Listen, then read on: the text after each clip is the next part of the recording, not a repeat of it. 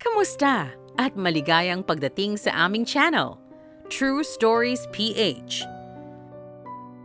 Bago tayo magsimula, upang kami ay makapagbahagi at makapagbukas ng kamalayan sa ganitong uri ng kaso, huwag nating kalimutang pindutin ang ating subscribe button at tiyaking i-click ang notification bell para maging updated ka na rin sa aming mga latest upload.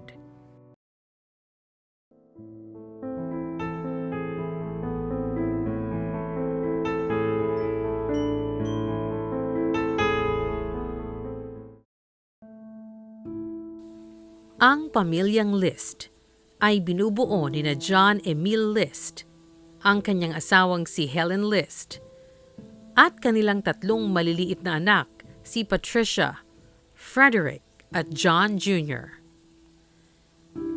Si John List na naka-enlist sa US Army noong World War II at nagsilbi ng 2 beses sa digmaan.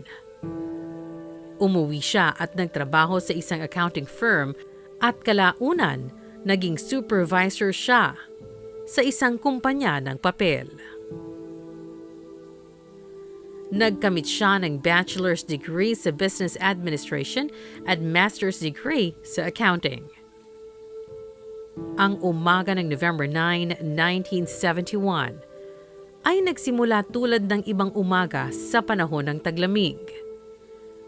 Dinala ni John ang 3 bata sa paaralan, habang sina Helen at Alma ay nanatili sa kanilang tahanan sa Westfield. Sa pag-uwi mula sa paghatid sa mga bata, kinuha ni John ang 2 baril sa kanyang sasakyan at pumasok sa bahay. Binaril niya ang kanyang asawang si Helen, 1 beses sa likod ng ulo, at pagkatapos ay umakyat sa itaas at binaril ang kanyang ina na si Alma. Di nagtagal, nagmaneho si John List sa post office at sa bangko.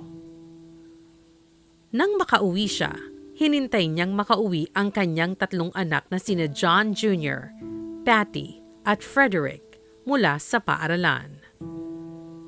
Pagdating sa bahay, binaril at pinatay ni John ang 3 niyang inosenteng anak. Kinaladkad ni John ang lahat ng katawan sa ballroom. Nilibot niya ang buong mansyon at sinira niya ang mukha niya na kasama sa bawat larawan ng pamilya na nasa paligid ng bahay.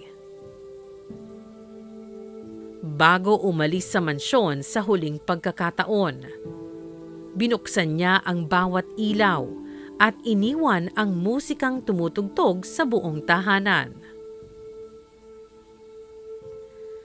Ang mga katawan ng pamilya ay nakita na makalipas ang 1 buwan noong December 7, 1971.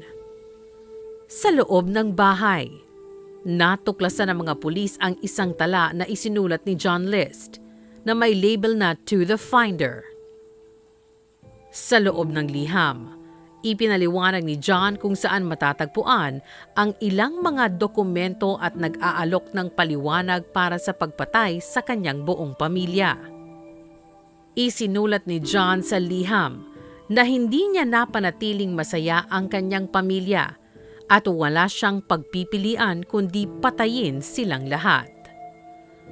Ginamit ni John List ang alias na Robert Bob Peter Clark sa sumunod na 18 taon. Nag-asawa siyang muli noong 1985 at nakakuha ng trabaho. Patuloy na hinanap ng mga pulis si John List paglipas ng mga taon. Kumuha sila ng forensic artist, si Frank Bender, upang bumuo ng isang age-progressed clay bust kung paano nila pinaniniwalaan ang magiging itsura ni John ngayon. Itinampok nila ang clay bust sa isang episode ng America's Most Wanted noong 1989, ang pinakaunang taon na ang palabas sa telebisyon ay nasa ere. Nakilala ng isang kapitbahay si John List habang nanonood ng America's Most Wanted at agad na tumawag ng pulis. Inaresto ng mga otoridad si John 18 years pagkatapos ng mga pagpatay noong June 1, 1989. Namatay siya sa komplikasyon ng pneumonia habang nasa bilangguan noong March 21, 2008. Lahat ng ito ay salamat sa forensic arts na naging daan sa pagkakaaresto sa isang peligrosong tao at pagdala sa kanya sa hustisya.